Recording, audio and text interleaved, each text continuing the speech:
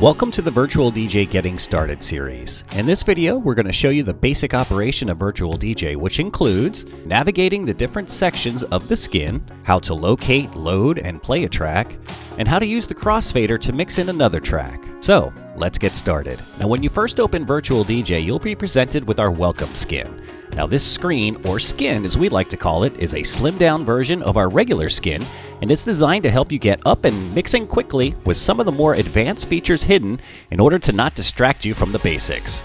Now, the skin can be broken down into the following main sections. The deck section, where you load and play all of your tracks.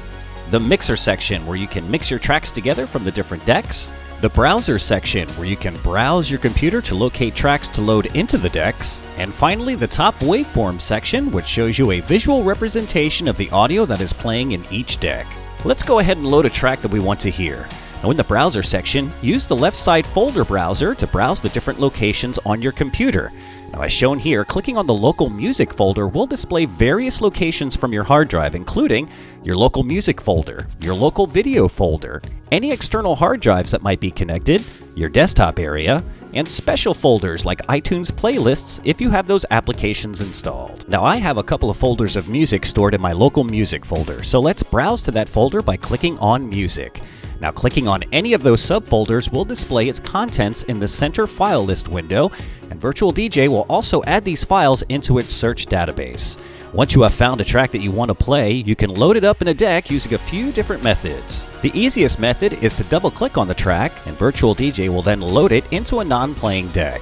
Now, you can also click and drag and drop a track onto a deck to load it, or you can also right-click on a track in the browser and select Load, then the deck number that you wish to load it on. Now that we have a track that we want to hear loaded, let's listen to it by pressing the play button in that deck. Now, to stop the track and jump back to the beginning, press the Q button, then press play to start playing the track again. Now, if you just want to pause and not jump back, then press the pause button.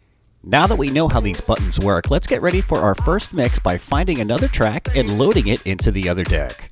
Once the deck has loaded, go ahead and use the play and Q buttons to try to start the song on beat. Now, don't worry if you press play a little early or too late, because Virtual DJ has an advanced sync feature to help you. Press the sync button and Virtual DJ will tempo shift the playback in order to help you beat mix. Now that the beats are aligned, you can use the crossfader in the mixer section to easily fade from one deck to another. Congratulations! You just performed your first mix with Virtual DJ. That'll do it for this Getting Started video. Now be sure to watch our other videos in this series where we go beyond the basics and show you some really cool effects and tricks that you can add to your mix as you get to know your way around Virtual DJ.